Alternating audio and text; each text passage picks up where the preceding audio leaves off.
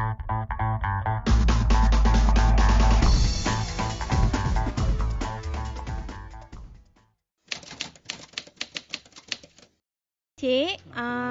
boleh saya tanya beberapa soalan? Boleh. Okey. Cik, saya nak tanyalah berkenaan dengan pelaksanaan PT3. Adakah cik pernah dengar tentang pelaksanaan PT3?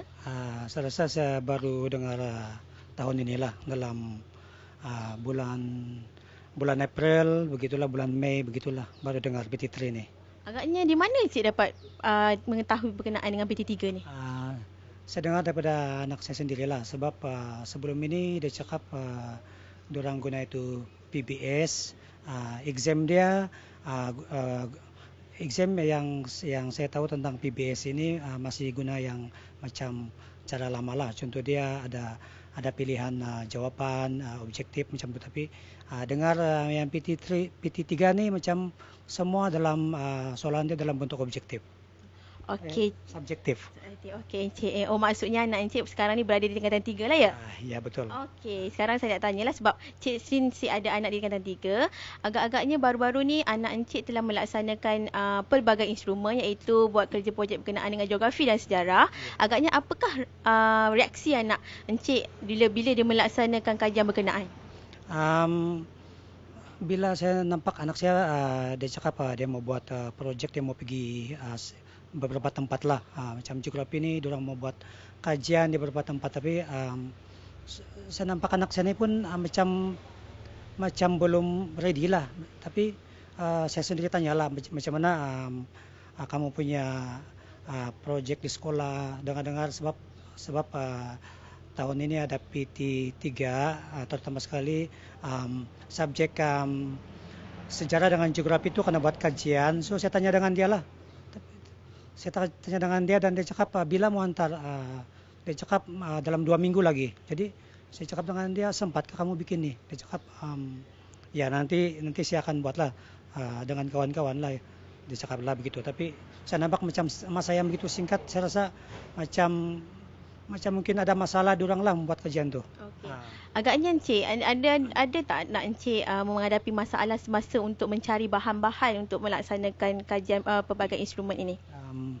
Saya rasa dari segi mencari maklumat itu tidak masalah sebab di rumah pun ada juga talian internet. Dia boleh buka talian internet. Yang kedua, saya nampak dia selalu minta kebenaran dengan saya lah untuk buat kerja kumpulan. Diorang jumpa di perpustakaan sekolah. Diorang cakap dia mau pergi satu tempat untuk interview orang kampung untuk dapat itu bahan lah kajian. Okey cik. Selepas pelbagai instrumen dilaksanakan, murid pula dikendaki untuk menjawab ujian lisan. Bagaimana reaksi anak cik masa dia melaksanakan ujian lisan bertutur dan mendengar tu? Bila saya tanya dia tentang terutama sekali bahasa Malaysia, bahasa Inggris, dia cakap tiada juga dia hadapi masalah lah. Cuma dia bagi komen boleh buat begitulah. Sebab bagi subjek bahasa Malaysia, bahasa Inggris sebelum ini pun ada juga dia punya ujian lisan. So saya rasa dia boleh buat jugalah. Okey, kemudian yang baru-baru ini adalah ujian bertulis. Bagaimana agaknya encik membantu anak encik semasa untuk dia melaksanakan untuk persediaan lah dia melaksanakan ujian bertulis baru-baru ini? Okey, selain di sekolah biasanya diorang ada kelas tambahan di sekolah. Jadi selain daripada itu saya juga ada menghantar anak pergi tuition lah sebab saya rasa ni PT3 ni dia punya cara soalan tu tidak lagi macam objektif, dia lebih kepada subjektif, banyak menggunakan penulisan lah. So saya sebagai tambahan saya ada hantar dia di pusat tuition lah sebagai untuk membolehkan dia dapat menjawab soalan-soalan PT3 ini dengan lebih baik lah. Okey, ada tak sekolah mengadakan taklimat atau sesi ceramah berkenaan dengan pelaksanaan PT3 atau PBS ni? Ya, ada dibuat dalam bulan dalam bulan April atau Mei begitulah.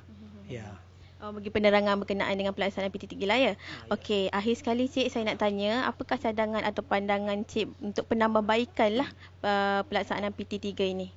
Oke, satu yang saya pikir sebab last year nih kan, last year nih masa PBS nih, saya punya anak nih, dia cakap diorang ada buat project di bengkel lah, khas untuk mata pelajaran kemahiran hidup.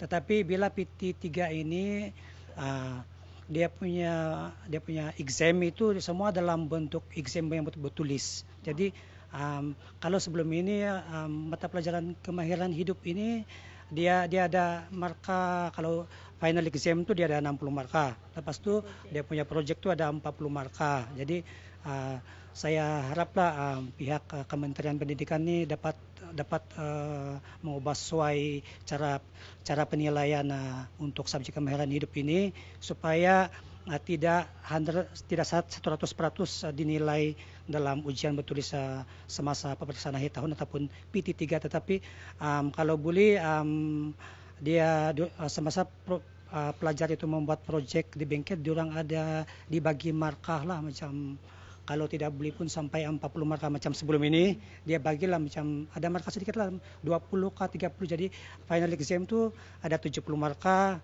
contoh dia project ada 30, ataupun ikut yang sebelum inilah 60 markah, 40 markah untuk project, barulah mungkin pelajar ini mudah sedikit lah untuk mendapat markah yang tinggi dalam subjek kemahiran hidup lah. Okey, terima kasih Encik atas pendapat dan meluangkan masa. Terima kasih banyak-banyak ya. Okey, sama-sama.